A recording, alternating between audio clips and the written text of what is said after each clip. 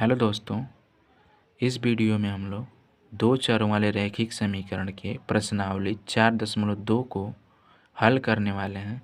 यानी कि इसमें जितने भी क्वेश्चंस हैं उनका हल हम लोग देखने वाले हैं। तो चलो स्टार्ट करते हैं। जैसे इसमें पहला क्वेश्चन है, निम्नलिखित विकल्पों में से कौन विकल्प सत्य है और क्यों। और क्वेश्चन दिया हुआ है y बराबर 3x + 5 का, यानी क्वेश्चन दिया है y बराबर 3x + 5 का एक अद्वितीय हल है, पहला है। दूसरा है केवल दो हल हैं और तीसरा है अपरिमित रूप से अनेक हल हैं। तो देखो, पहले हम लोग देखते हैं कि ये दो चरों वाले रैखिक समीकरण है। इसमें दो चर हैं और दोनों का घात एक एक है, तो ये दो चर वाला रैखिक समीकरण हुआ। तो जब दो चर वाले रैखिक समीकरण होते हैं तो मैंने आप लोगों को पिछले वीडियो में बता रखा है कि जो जितने भी दो चर वाले रैखिक समीकरण होते हैं उनके अपरिमित रूप से अनेक हल होते हैं। यदि आप लोग मेरा पिछला वीडियो देखना चाहते हैं तो उसकी लिंक डिस्क्रिप्शन बॉक्स में है, आप वहां से देख सकते हैं। तो इसका सही उत्तर होगा अपरिमित रूप से अनेक हल होते हैं। ठीक। अब दूसरा क्वेश्चन दिया हुआ है कि निम्नलिखित समीकरण में से प्रत्येक समीकरण के 4 हल लिखिए। तो दूसरा क्वेश्चन में क्या है, दूसरे क्वेश्चन में 3 क्वेश्चंस हैं और पहला क्वेश्चन दिया हुआ है वो है 2x + y = 7, ये दिया हुआ है। और क्वेश्चन के हिसाब से यानी प्रश्नानुसार हमें इसके 4 हल ज्ञात करने हैं। तो क्या करेंगे हम लोग, पहले x बराबर 0 पर एक हल निकालेंगे। ठीक, तो x बराबर 0 लिखेंगे तो यहाँ से 2 गुणा 0 + y बराबर 7 और ये हो जाएगा 0 + y बराबर 7। तो यहाँ से y बराबर आ गया 7।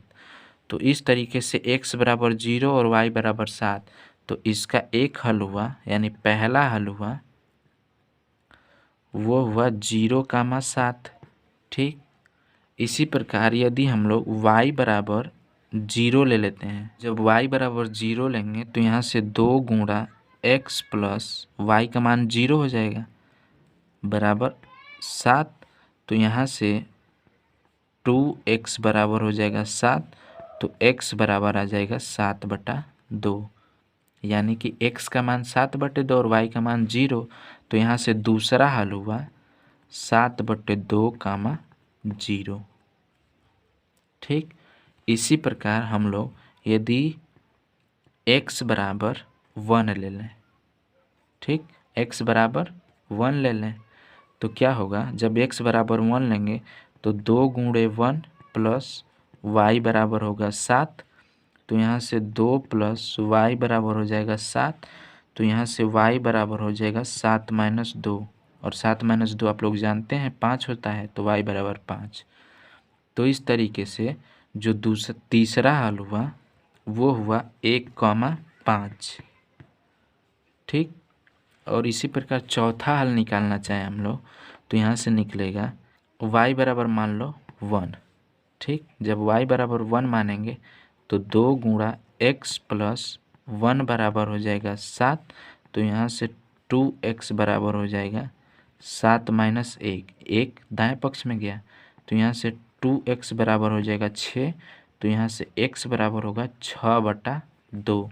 तो यहाँ से x बराबर निकला 3। तो इस तरह से जो चौथा हुआ वो हल हुआ 3,1। पहले x वाला फिर y वाला, x का मान 3 है। बात समझ आई? तो इस तरीके से 4 हल हुए। कौन कौन? एक 0,7, एक 7/2, 0, एक 3,1 और चौथा 1,5। अब इसमें जो दूसरा क्वेश्चन दिया हुआ है वो है पाई x + y बराबर 9। ये दूसरा वाला है, इसके भी हमें 4 हल निकालने हैं। तो देखो क्या करेंगे हम लोग, पहले x बराबर 0 लेंगे। ठीक, जब x बराबर 0 लेंगे तो पाई गुणते 0 प्लस y बराबर हो जाएगा 9 और यहाँ से y बराबर आ जाएगा 9 क्योंकि ये 0 हो गया। बात समझ आ रही? पाई का गुणा 0 में किए तो यहाँ से पहला हल हो गया 0,9। ठीक, इसी प्रकार यदि हम लोग y बराबर 0 लें तो क्या होगा, पाई गुणा x प्लस 0 बराबर 9। यहाँ से x बराबर हुआ 9/पाई। तो इस तरीके से जो दूसरा हल हुआ 9/पाई, 0 ये हो गया। देखो 0 लेने से हम लोग क्या होता है, जो हल होता है वो आसानी से निकल जाता है। आप दोनों चरों में से किसी चर का कोई भी मान ले सकते हैं, आप इसके लिए स्वतंत्र हैं। आप चाहें तो इसके लिए 1000 लें, इसके लिए 500, कुछ भी लें, कोई प्रॉब्लम नहीं है, लेकिन जो हल होंगे वो उसी के अनुसार आएंगे। तो अब जैसे मान लो हम लोग तीसरा लेते हैं x बराबर 1। ठीक, जब x बराबर 1 लिए तो पाई गुणा 1 प्लस y बराबर आया 9। तो यहाँ से पाई प्लस y बराबर हो गया 9। ठीक, 1 का गुणा पाई में 1 पाई हो जाएगा। अब यहाँ से y बराबर आ जाएगा 9 माइनस पाई। ठीक, तो 9 माइनस पाई एक संख्या होगी मान लो। तो यहाँ से जो तीसरा हल निकला वो निकला 1,9 माइनस पाई। ये एक मान है। ठीक, 9 माइनस पाई y का मान निकला और एक x का मान। तो ये तीसरा हल हो गया। इसी प्रकार यदि हम लोग मान लो चौथा हल निकालना चाहें, ठीक, यदि x बराबर मान लो 7 ले लेते हैं। ठीक, तो पाई का मान आप लोग जानते हैं 22/7 होता है। तो यहाँ से पाई गुणा x का मान 7 प्लस y बराबर हो गया 9। तो यहाँ से पाई का मान यदि हम लोग 22/7 ले लें और गुणा 7 प्लस y बराबर हो जाएगा 9। आप लोगों को लेटर समझ में आ रहा है ना, ये y है। ठीक है, अब देखो 7 से 7 कैंसिल हो गया तो यहाँ से y बराबर निकला 9 माइनस 22। अब यहाँ से y बराबर हो गया 13, सॉरी -13। तो इस तरीके से चौथा हल हुआ 7, -13। बात समझ आ रही? ये हो गया। अब देखो यहाँ पे भी आप लोग पाई का मान 22/7 रख के एक वैल्यू निकाल सकते हैं। जैसे 9 माइनस 22/7 करें तो 7 9 63, 63 में से 22 घटा तो आया तुम्हारा 41/7, यानी 1,41/7 हो जाएगा। ये 9 माइनस पाई का मान इतना हो गया। अब देखो इसमें जो थर्ड वाला क्वेश्चन है वो है x बराबर 4y। ये क्वेश्चन दिया हुआ है। इसमें अब हम लोग क्या करेंगे, देखो हम लोग फिर x बराबर 0 पे देखेंगे। तो x बराबर 0 पे जब हम लोग लिखेंगे तो 0 बराबर हो गया 4y। तो यहाँ से 4 को जब इधर लाएंगे तो y बराबर हो जाएगा 0/4। और देखो 0/4 का मतलब क्या होता है, 0, यानी y बराबर क्या आ गया, 0। ठीक, तो एक हल हुआ 0,0। यदि हम लोग x बराबर 1 लें, ठीक, तो यहाँ पे 1 बराबर हो जाएगा 4y। ठीक, अब क्या करेंगे, 4 को इधर लाएंगे तो अब y का मान निकलेगा। ठीक, अब हम लोग इसको इस तरह भी कर सकते हैं, 4y बराबर 1, कोई प्रॉब्लम नहीं है। तो यहाँ से y बराबर हो जाएगा 1/4। तो इस तरीके से दूसरा हल हुआ 1,1/4। अब तीसरा हल निकालना चाहें तो मान लो x बराबर हम लोग 2 लेते हैं तो 2 बराबर हो जाएगा 4y। x के जगह 2 रखें, देखो समीकरण में, तो यहाँ से 2/4 बराबर आ जाएगा y। 4 को इधर भेजें तो यहाँ से y का मान निकला 1/2। देखो 2 से एक बार में कटा, 2 से 2 बार में कटा। ठीक, 1/2, यानी कि इसका हल हुआ 2,1/2। y बाद में x पहले। इसी तरीके से चौथा हल निकालना चाहें तो यदि हम लोग x बराबर 4 लें, ठीक, तो 4 बराबर हो जाएगा 4y, x के जगह 4 रखें समीकरण में, तो यहाँ से 4/4 बराबर हो जाएगा y, यानी y का मान कितना है 1 आ गया ना। तो इसका हल हो गया 4,1। तो इस तरीके से 4 हल हो गए।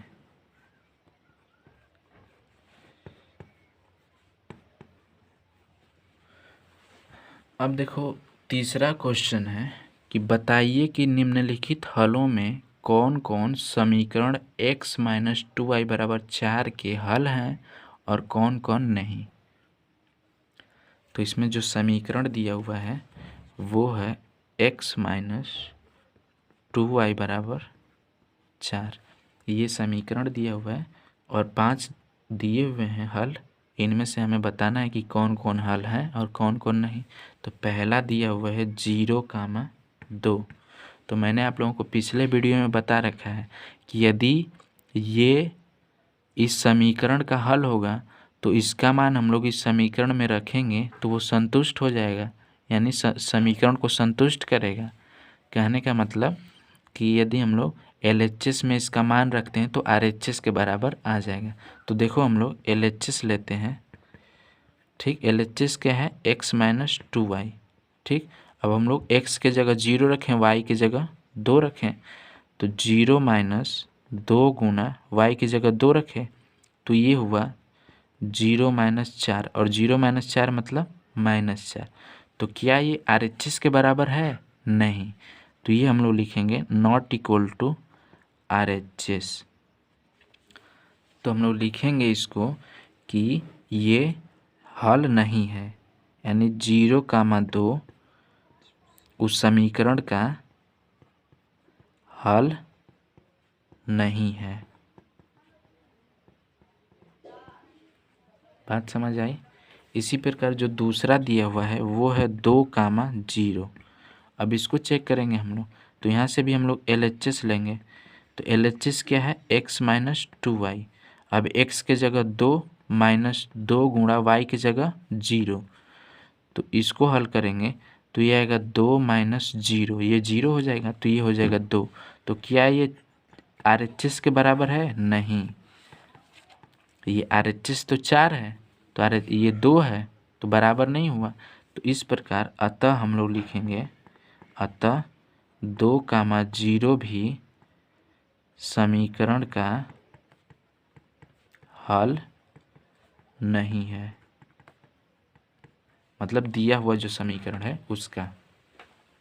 बात समझ आ रही? अब देखो तीसरा दिया हुआ है 4,0, ठीक। तो इसमें भी हम लोग LHS लेंगे। LHS क्या है? वो है x - 2y, ठीक। तो यहाँ पे x के जगह 4 माइनस y की जगह कितना है 2 गुणे 0, y की जगह 0 है, तो इसको हल करेंगे तो 4 - 0, तो ये आ जाएगा 4। अब देखो ये बराबर हो गया RHS के, RHS 4 है और इसका मान भी 4 आ गया, यानी 4,0 दिए हुए समीकरण का हल है। बात क्लियर हुई? तो ऐसे निकालते हैं कि यदि कोई दे दिया हो कोई समीकरण और हल दे दिया हो, यदि वो हल है अथवा नहीं है वो उसमें उसका मान पुट करके हम लोग निकाल लेते हैं। अब देखो आगे दिया हुआ है √2, 4√2 ये है। तो हम लोग फिर LHS लेंगे। तो LHS में क्या है x - 2y। अब x के जगह √2 -2 गुना y की जगह 4√2, तो इसको हल करेंगे तो ये होगा √2 - 4 दूना 8√2। अब देखो जब हम लोग इसको हल करेंगे तो ये आएगा, देखो √2 दोनों में है तो इसको हम लोग कॉमन लेते हैं √2, तो जब कॉमन लेंगे तो यहाँ से आएगा 1, यहाँ पे 1 बचेगा, एक बार में भागा जाएगा, और यहाँ से -8। अब देखो ये आएगा √2 गुणा का चिन्ह, 1 में से 8 घटाए तो कितना बचा? -7। तो ये देखो कहीं ना कहीं -7 √2 ऋणात्मक संख्या आ रही, और ये क्या है? +4 यानी धनात्मक संख्या। तो ये भी RHS के बराबर नहीं है। तो यहाँ से भी हम लोग लिखेंगे अतः √2, 4 √2 हल नहीं है। अब देखो इसी पे अगला हम लोग देख लेते हैं, क्या है? 1, ठीक। तो LHS क्या है? वो है x - 2y। तो x की जगह 1 -2 गुणा y की जगह 1। अब देखो 1 - 2 ये आ गया -1। अब ये भी क्या RHS के बराबर है? नहीं। तो ये भी नहीं है, तो ये भी 1, हल नहीं है। बात समझ आ रही? यानी जो 5 हल दिए हुए हैं इनमें से केवल एक हल इस समीकरण का वास्तविक हल है और 4 इस समीकरण के हल नहीं है। अब इसमें जो लास्ट क्वेश्चन है वो है, यानी चौथा क्वेश्चन, k का मान ज्ञात कीजिए जबकि x बराबर 2 y बराबर 1 और समीकरण 2x + 3y बराबर k का एक हल है। यानी कहने का मतलब एक समीकरण दिया हुआ है 2x + 3y बराबर k और 2x बराबर 2 और y बराबर 1 इस समीकरण का हल है। कहने का मतलब 2, 1 इस समीकरण का क्या है? एक हल है, और हमें k का मान, इसका मान ज्ञात करना है k का। तो हम लोग क्या करेंगे, देखो जब इस समीकरण का हल है 2, 1 तो इसका मान यदि हम लोग इसमें रखेंगे तो इसको संतुष्ट करेगा, तो k का मान हम लोग निकाल लेंगे वहाँ से, तो इसका मान हम लोग पुट कर देंगे इस समीकरण में। तो देखो 2 गुणा x की जगह क्या है? 2 है, प्लस 3 गुणा y की जगह क्या है? 1 है, तो 1 रख देंगे, बराबर आ जाएगा k। अब देखो k की वैल्यू हमें फाइंड करनी है, तो यहाँ से 2 गुणा 2 4 हुआ, प्लस 3 गुणा 1 3 हुआ, बराबर k, और यहाँ से 4 3 7 बराबर आ गया k। अब इसको लिख सकते हो k बराबर 7। तो यहाँ से आंसर आ गया k बराबर 7। बात समझ में आ रही? यहाँ पे k की वैल्यू फाइंड करनी है, चूँकि पहले से दिया हुआ है 2, 1 यानी 2 और 1 इस समीकरण के हल हैं। तो जब हल हैं, ये दे दिया है, तो इसका मान हम लोग इसमें रखेंगे तो इस समीकरण को ऑलरेडी संतुष्ट करेगा।